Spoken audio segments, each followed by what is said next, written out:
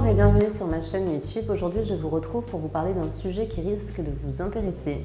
Si vous êtes scénariste à la recherche d'un producteur, mais si vous êtes également producteur et que vous êtes en train de développer un scénario, que vous êtes à la recherche de fonds pour vous aider dans le développement ou de coproducteurs pour vous lancer ensemble dans l'histoire d'un scénario. Alors, de quoi est-ce que je vais vous parler? Eh bien, je vais vous parler de l'art et de la manière d'écrire un pitch. Car oui, cela s'apprend, cela se pratique, et c'est même parfois très difficile.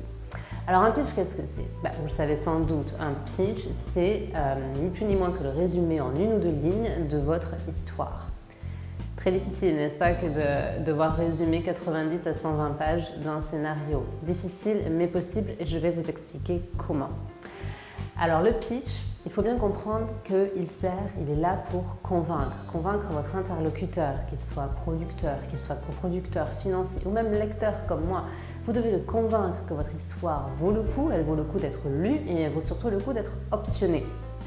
Alors comment s'y prend-on? La qualité de l'histoire dépend d'autre chose, mais votre pitch, il peut être convaincant s'il est simple.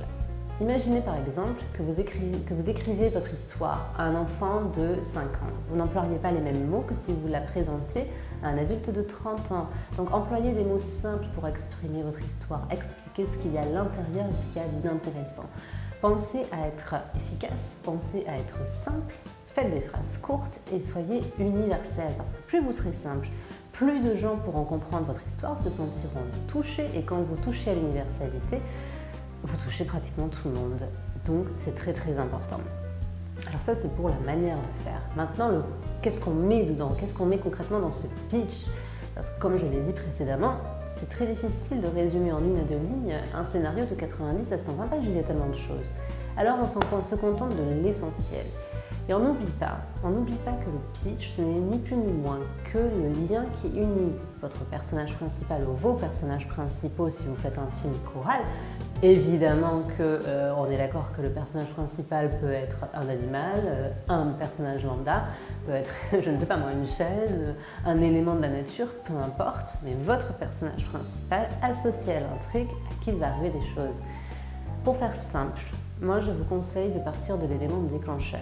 Qu'est-ce qui va provoquer votre histoire? Parlez-nous de cet élément déclencheur dans votre pitch et ajoutez un ou deux points qui vous semblent intéressants dans la déroulée de votre histoire pour susciter l'envie. Parce que l'envie, c'est très important.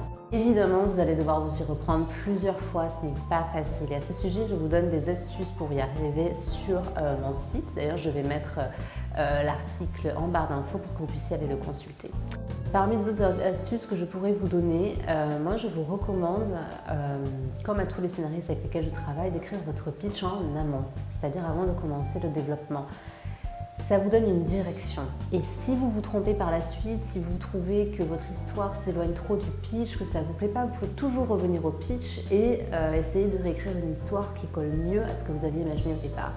Au contraire, peut-être que la manière dont va se développer l'histoire, qui ne va plus coller au pitch, eh bien, ne va pas vous déranger tant que ça. Et à ce moment-là, il suffira tout simplement de un petit peu recadrer le pitch, de réécrire le pitch, et c'est tout. Ne vous inquiétez pas si vous n'avez pas encore écrit le pitch, que vous en êtes à la version 35 000 de votre scénario, vous pouvez toujours le faire maintenant. D'ailleurs, c'est un bon exercice pour savoir si vous allez encore une fois dans la bonne direction, si vous êtes sûr de votre intention, l'intention que vous aviez au départ lorsque vous vouliez écrire votre scénario. Donc n'oubliez pas ça, c'est très important. Voilà, si vous avez des questions, n'hésitez pas à les laisser en commentaire. J'essaierai de répondre le plus rapidement possible et j'espère vous revoir très bientôt.